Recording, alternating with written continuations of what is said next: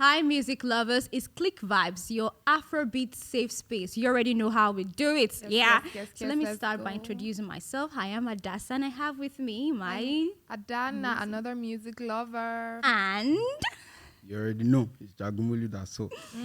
Jagumolu. Wow, interesting. That's interesting. So tell us, what inspired your name, Jagumolu? It's your music name, right? Yeah, my actual name is Dharsaw, but then it's just like an appellation. Oh, You have to interesting. put swag to it. So can we meet you? Tell us about yourself. Yeah, as you already know, my name is Dharsaw. I'm a music artist. I don't like to box myself to say I'm an Afrobeat or a rapper. I used to be a rapper, but then I'm more of an artist now. Oh, I make music basically. So I am just a creative mind. Anything creative, you find me there. That's just all about me. Interesting. Creativity. That's what we're all about here on Clickvibes. Yeah, that's it. So what inspired you? What's your story? How did you get into music? Ulofa. Ulofa. Just like almost a very Nigerian musician. I started from the church. Yeah, it used to be, if I remember correctly, it used to be more of a choir group. Then we're going for a competition, and then one of my friends, then AB, he's quite older than me, but he was like the leader of our group then. So he just suggested, why not let us do a rap in that song? It was Awa something, yeah, that song. So I think I went Awa or Lauren. We've come to give you praise, thanks, and adoration for your man. Yeah, it's been long anyway. So so from there, I've been basically I don't want to call it music space because I was in a drama group too. I was in a choreography group too. So I've basically you're been full of many talents. So talented. with that kind of background, I think it's inevitable to just become Dharsaw. Wow. That's actually really amazing to hear all of this. You're a multi-talented person, and it's such an honor to have you on this show. Thank you. So, what would you say was like? What was your first experience performing on a big stage? And when I say big stage, I don't mean like it mustn't be like an No, I audience of like understand you. 30,000 No, I people. understand you. Like, what was I your understand you first clearly. experience like? Were you scared, anxious? Tell us. Yeah, well, big stage is subjective, as you have mentioned, even for me, because at that time I regarded some places as big stage, like Ejigbo Facelift. It was a major carnival for Ejigbo. But basically, I would say industry night, because I remember vividly. I can't remember the year now, but I remember the whole scenario. It was cool for me. I think we're being hosted. My record label then was being hosted by Industry Night. So I was I was built to perform, and then luckily for me, the audience had someone like Funke Akindele in the audience. So it was not actually about the stage or the place. It was about the appreciation I got. I was performing, and Funke Akindele just signaled me to her side and then squeezed some money into my hands. And it wasn't, like I said, it wasn't even about the money. It was about the fact that she felt she needed to appreciate what she was seeing. That for me was an encouragement point to not look back anymore. Because if a creative mind is telling you that what you're doing is great, then what you're doing is great. So I would like to ask, when did you release your first EP? And how was it like for you? Yeah. They never born some people. Anyway, yeah, my first release was December 3rd, 2010. Wow. Wow. Wow, like it's mind blowing. Mind blowing, actually. December 3rd. I think that was Big Boy. That was the title of this. Big Boy, produced by T Frizzle.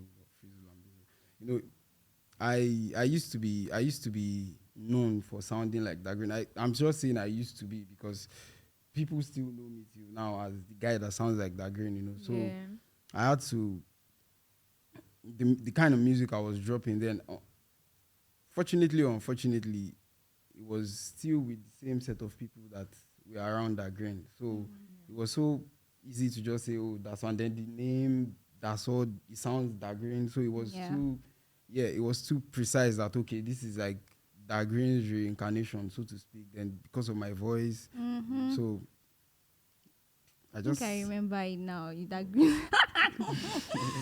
So, Dharsaw, you've been in the music industry for such a long, long time.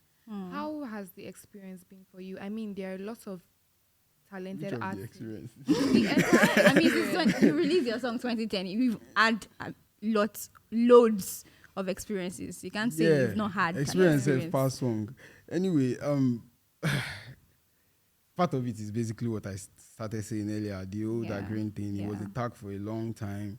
You know, at some point, honestly, I didn't even like it because I knew that there was more to me than just sounding like Dagreen. I felt like people shadow. It was not even about the shadow. Dagreen shadow is big enough to accommodate even more than one person. Yeah. You know, but then it was about the fact that okay, this is let's say okay, this is plantain now. So anytime you see plantain, you say, oh, look at plantain chips. But there's more to plantain than just plantain chips. You know, that's just, it's not that plantain chips is bad or itself, looking down on plantain itself, but then it's just what it is. It is more than just being plantain chips, you know. So that's just how I saw it. It was. Then at some point, I think I met Sam Sultan in a hotel one time, and it was like, okay, that's all. Don't let them box you. It didn't make sense to me because I was a lot younger then. So when of blessed memory, when he died, it struck me that okay, what did he even actually mean by don't let them box you? Let me fit into a box. Yeah, but because the so-called box, it felt like I was the one that put myself into it because I was the one sounding like Dagreen. I was the one doing yourself you somehow. know. So I felt it was not anyone doing it to me; it was me doing it to myself. But so, you know, I felt what it meant then was okay. Even if they are boxing you, don't let it happen.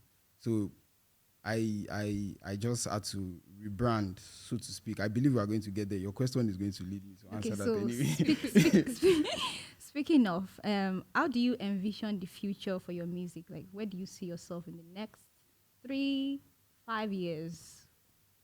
If I can count correctly, I've been hearing that question for like 10 years now. Right. Where do you see yourself in the where next? do you see yourself in the next 5 years? I just see myself making music continuously.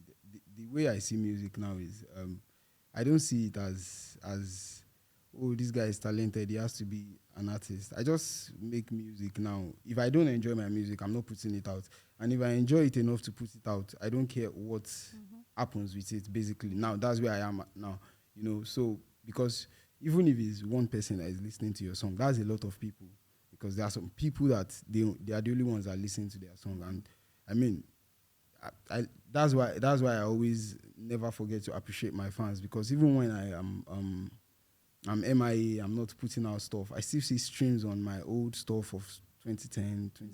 I still get, as a matter of fact, this year, the highest stream I've gotten from a single song so far is a song I dropped in 2014 or 2016. I can't remember precisely now. So it happens like that. And it's not even from Lagos or from Nigeria or from my immediate environment. It's from Finland. And sometimes I look at those figures and I'm like, shock boy Yoruba and Finland. How do you, you know, but then it's music. It's a universal language. So as it is a universal language, it is also a timeless act. Yeah. So I envision myself just continuously making good music, you know, that pleases me and pleases my fans, and we are good. So. Okay. You guys, as you said, music is a universal language, and that's what we're on about here at Clickvibes. We're talking music, we're talking melodies, we're talking everything music, everything Africa. You know what I'm saying? Yeah. That's interesting. So I would like to ask, what would you like to share to your fans? Maybe your latest collaboration, latest music. What do you want your fans to know about? Yeah, well, actually, my fans already know. But what's for the ones that will know via Clickvibes. Yeah, we want to know what's cooking in the studio right now. There's always something cooking. Which one do you want me to say now? Is it the fufu or the you know, but really, we just put out something with Clickvibes. Wow. Yeah. Wow. For Lakemi, yeah. Looking forward to that. Yeah. Visuals coming out soon, you know. Wow. There's check our website too.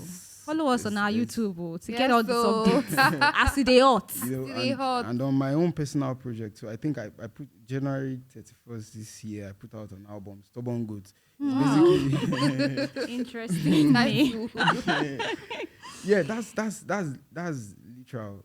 Stubborn Goat.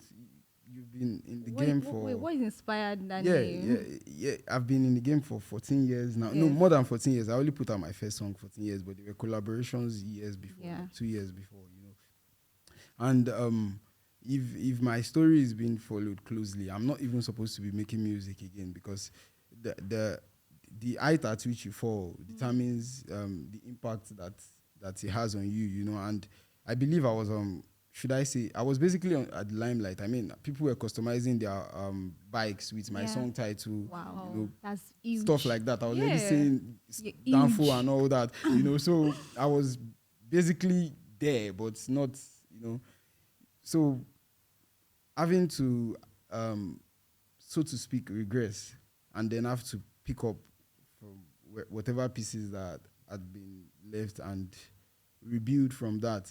But personally, I don't see it as that. But that's how it would look on the outside because I always like to look at myself from inside and outside. So having to do all of that and stay afloat.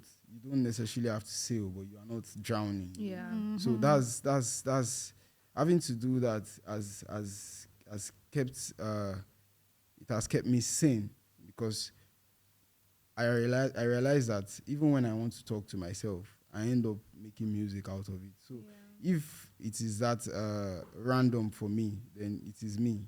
I can't do anything about it. Even if I'm dying, I will still make music if I have the opportunity. Yeah. That's interesting. Amazing. So, So- okay, what inspires you? Like, you've not given up since your first release. You keep going. I mean, you released an album this year. Many people they just give up on the way. So, like, tell us what inspires you. What has kept you here in this music industry? First of all, like I said, it is like I believe words are like my first, should I say, my most prominent, I would like to call it talent, but it feels like a skill. I know how to use words. Yeah. So I tend to, I hate when it's boring. What I like doing should be boring, So I try to, Spice it up. yeah. So that's basically what rhythm and poetry is, So I just put rhythm to my follow come poetry, So that being that, I can't escape it because once I'm alone, that's what happens. Once I'm looking in the mirror, I'm saying Dharsaw. I'm not saying Olumide. I'm saying Dharsaw because I'm saying something to the mirror and the mirror is saying something back, and then we have to enjoy that conversation. So we make it music, So then, secondly, I think my fans, because I sometimes I fear to go online. If you even check my pages, I barely even post because the moment I post myself just chilling somewhere, the next thing I'm seeing is, when are we getting your new song? And I'm like, shit, I didn't drop anything Fans in the are last always 3 years. Why do you want to hear? Yeah, You know, so he has new. loyal fans. Yeah. so it is not that responsibility is on me because they know what they're asking for. There are a lot of musicians doing what similar things that I do. Yeah. So I'm not even I don't see myself as the best anything. I don't like to even be the best anything. There's no need to stand out because I'm not doing it for the accolades. I'm doing it for my self pleasure passion. and then for the people that enjoy it, So if those people keep asking, then I have to keep giving. Wow. Talking about the people that enjoy it, your fans. Yeah. Can you share some challenging moments you had in this your musical journey and try to encourage those upcoming artists? Well, there will always be challenge, even aside music, because aside music, I run a business too. I have a branding and a printing company. So I've found out that This guy is A multi-talented guy. I found out that it's just similar challenges, When I was to get into printing, I think that was 2014. I I am the kind of person that I hate subservience. So it denies me tutelage. So because I don't like being under people, it would be difficult to learn, right? So but luckily for me, that was when we started having the internet craze where you can just go to YouTube and watch stuff. So basically, even my printing career, everything I learned has been online from 2014 till now. So the challenges are just the same. It starts from you. There were the mistakes I made were that I did not I did not believe enough in waiting.